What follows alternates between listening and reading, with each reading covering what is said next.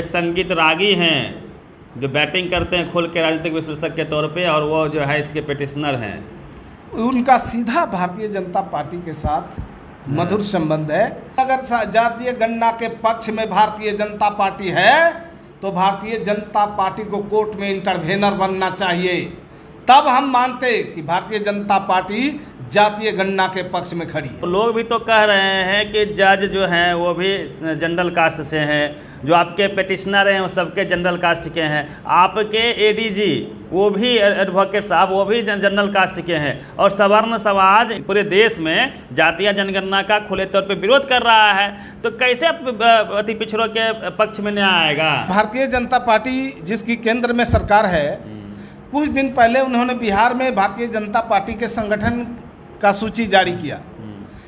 वो संगठन की सूची में उस लिस्ट में उन्होंने नाम भी लिखा, पिता का नाम भी लिखा, पद का नाम भी लिखा और जाति का भी नाम लिखा, उपजाति का नाम लिखा, और इस तरह से वो सूची तैयार करके जारी किया था भारतीय जनता पार्टी। भारतीय जनता पार्टी पग पर जात का नाम ले रही है।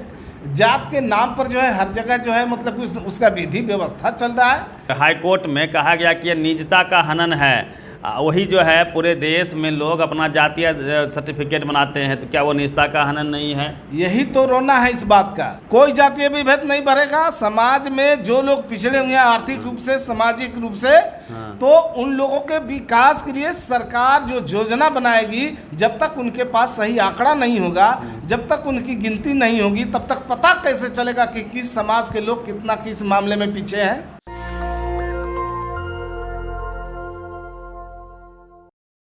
बिहार में जातीय जनगणना हो रही थी, हाई कोर्ट ने रोक लगा दी अंतिम तौर पे, और सरकार सुप्रीम कोर्ट गई थी, बिहार सरकार, और वहाँ भी बोल दिया गया है कि आप हाई कोर्ट में ही सुनवाई करवाइए, वहीं पर आप केस लड़िए, वहाँ यदि सुनवाई नहीं होती है फिर आप वहाँ पे आइएगा। तो क्या लगता है आप लोगों को कि जातीय जनगणना को लेकर सरकार फंसी हुई है? सरकार तो चाहती है कि जातीय गणना हो। पूर्व में तो केंद्र से भी मांग किया गया था कि आप इसको पूरे देश में कराइए। केंद्र ने इनकार कर दिया। बिहार सरकार ने कहा कि हम बिहार में कराएंगे। केंद्र ने कहा कि अपने खर्चे से कराना होगा। बिहार सरकार ने अपने खर्चे से जातीय गणना करा रही थी, आर्थिक सामाजिक सर्वेक्षण करा रही थी। बीच में भारतीय जनता पार्टी के लोग कोर्ट में जाकर के इसकी गति को रोके हैं, लेकिन जनता सब समझती है। सर वो तो आपके साथ है, यहाँ पे आपकी और उनकी सब जब सरकार थी तभी तो ये पारित हुआ था सर्वसम्मति से जातीय जनगणना। सर्वदलीय बैठक में ये पारित हुआ था और मंत्रिमंडल से भी ये पारित किया गया था। वो तो बिहार में जातीय गणना वो तो बोल रहे हैं कि हम इसके पक्ष में हैं।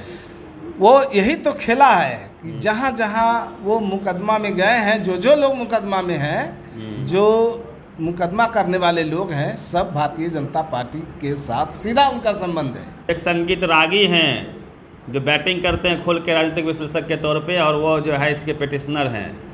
उनका सीधा भारतीय जनता पार्टी के साथ मधुर संबंध है, और भारतीय जनता पार्टी के इशारों पर ही वो काम कर रहे हैं।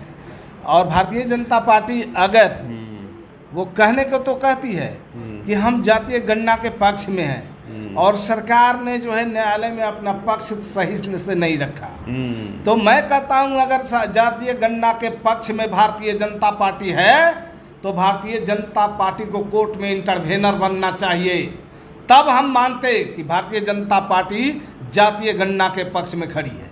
क्यों नहीं कहेगी सर? और लोग भी तो कह रहे हैं कि जज जो हैं वो भी जनरल कास्ट से हैं, जो आपके पिटिशनर हैं वो सबके जनरल कास्ट के हैं, आपके एडीजी वो भी एडवोकेट साहब वो भी जनरल कास्ट के हैं, और सवर्ण समाज इंटायर पूरे देश में जातीय जनगणना का खुले तौर पे विरोध कर रहा है। तो कैसे अति पिछड़ों के पक्ष में न्याय आएगा? ये बिहार है। बिहार में सभी जाति और धर्मों का समान रूप से आदर होता है, और बिहार के अंदर आदरणीय श्री नीतीश कुमार जी मुख्यमंत्री हैं, और मुख्यमंत्री जी के कार्यकाल में न्याय के साथ विकास होता रहा है। न्याय के साथ विकास की गाड़ी आगे बढ़ती रही है और आगे बढ़ेगी।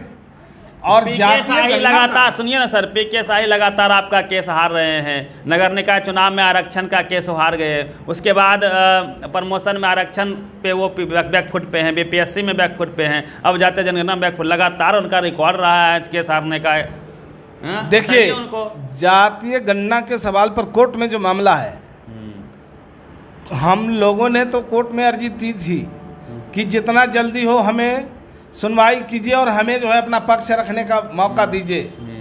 हम पूरी तरह से तैयार हैं, हमारे महाधिवक्ता पूरी तरह से मुस्तैद हैं अपनी बातों को रखने के लिए, लेकिन न्यायालय की तरफ से एक लंबा जो डेट दिया गया उसके लिए हम लोग न्यायालय में हाई कोर्ट का दरवाज़ा खटखटाए थे कि समय सीमा जो तय किया गया है 3 जुलाई को, हम लोगों को पहले मौका दिया जाए। हम लोग पूरी तरह से तैयार हैं अपना पक्ष रखने के लिए। आप भी सर वकालत किए हैं, वकील रहे हैं, और वहाँ एससी में हाई कोर्ट में कहा गया कि यह निजता का हनन है। वही जो है पूरे देश में लोग अपना जातीय सर्टिफिकेट बनाते हैं, तो क्या वो निजता का हनन नहीं है? यही तो रोना है इस बात का समाज में।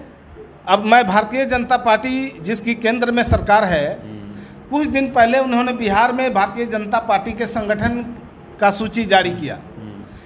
वो संगठन की सूची में, उस लिस्ट में उन्होंने नाम भी लिखा, पिता का नाम भी लिखा, पद का नाम भी लिखा और जाति का भी नाम लिखा, उपजाति का नाम लिखा, और इस तरह से वो सूची तैयार करके जारी किया था भारतीय जनता पार्टी।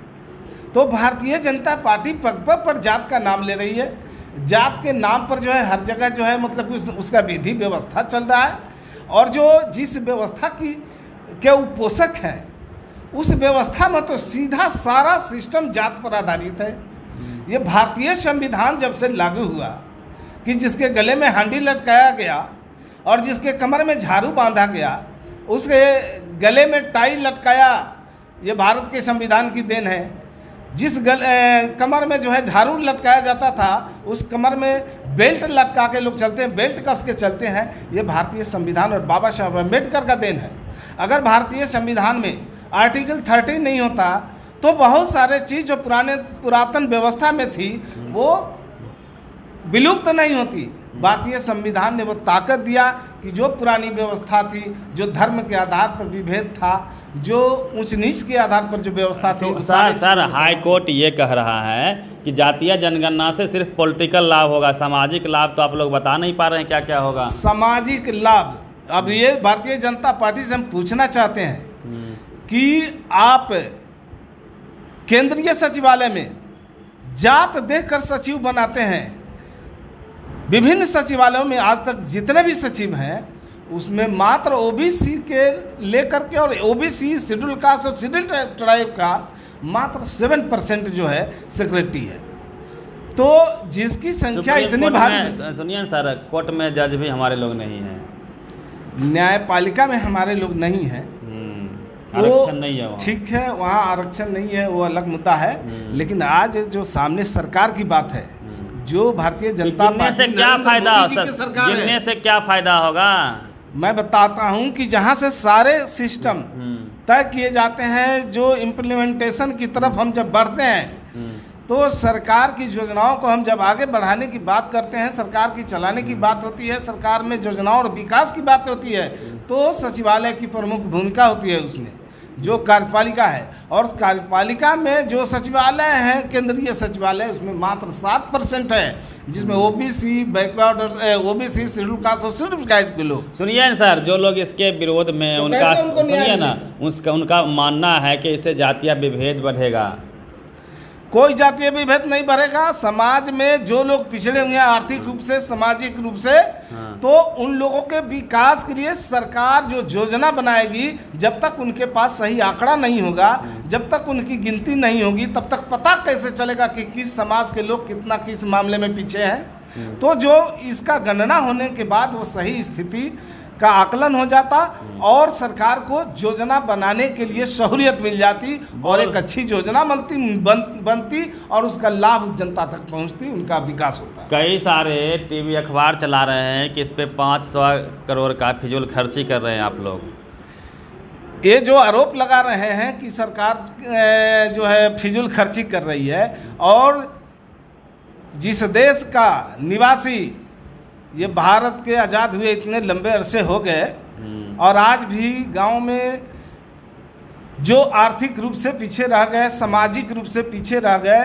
अमीर और अमीर होता चला गया, गरीब और गरीब होता चला गया। अभी मैं आपको बता दूं एक कि अभी जो एक सर्वे हुआ, उस सर्वे में एक आया रिपोर्ट, उस रिपोर्ट में यह है कि गरीबों की आय में 50% गिरावट हुई है, अमीरों की आय में 40% जो है बढ़ोतरी हुआ है और मध्यम वर्गीयों के आय में 10% गिरावट आई है। तो ये तो साफ है कि जो अमीर है उसको और अमीर बनाने के लिए ये सरकार प्रोत्साहन की और उसको ज़्यादा सुविधा दिया, और जो गरीब है उसको और ज़्यादा गरीब बना दिया। इनकी आर्थिक आप लोग 24 में जातीय जनगणना को मुद्दा बनाएंगे? जातीय गणना भी हमारा मुद्दा होगा, हमारा जो है किसानों का मुद्दा होगा, महंगाई का मुद्दा होगा, बेरोजगारी का मुद्दा होगा।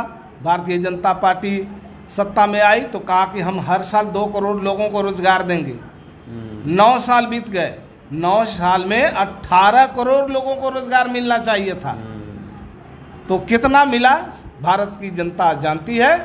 ये जनता का वोट लेकर जनता को ठगने वाली भारतीय जनता पार्टी है। ये हेमराज राम है, जदयू के प्रवक्ता हैं, और जिस प्रकार से जातीय जनगणना को लेके लगातार टीवी अखबार खबरें चला रहा है कि 500 करोड़ का फिजूल खर्ची हुआ, तो मैं स्पष्ट कर दूं, मोदी जी ने या भाजपा सरकार ने पिछले 8 सालों में 9 सालों में लगभग 6400 करोड़ रुपया सिर्फ मीडिया को दिया है, इसी प्रकार से चिल्लाते रहने के लिए। पूरी बातचीत कैसी लगी, अपनी प्रतिक्रिया जो दीजिएगा। रवि मेहता, नेशनल दस्तक, पटना। नेशनल दस्तक की आपसे गुजारिश है कि अगर इसको बचाना चाहते हैं तो नेशनल दस्तक को सब्सक्राइब करने के लिए रेड कलर के सब्सक्राइब बटन को दबाएं, फिर बेल आइकन की घंटी दबाएं।